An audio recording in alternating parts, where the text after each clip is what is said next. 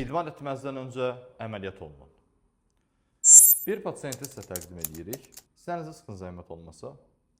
Gördüyünüz kimi, sinəni biz sıxdığımız zaman bəlirgin olaraq zaten burada vəzinin nə qədər əzələ inkişafına mane olduğunu görə bilirik. Sağa dönün.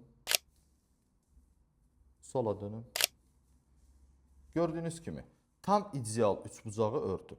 Eyni şey pasiyentin sağ tərəfində də müşahidə edirik. Sıxın sinənizi. Baxdığımızda tamamilə görürük ki, əlavə toxuma, yəni vəznin pi toxuması və bunların ortaya çıxartdığı boşluğu doldurmaqdan ötürü yaranan pi toxumaları əlavətən də dönün, qoltuqaltı nahiyədə toplanan pi toxumaları bizim bu keçidimizi tamamilə kölgə altına qoyublar.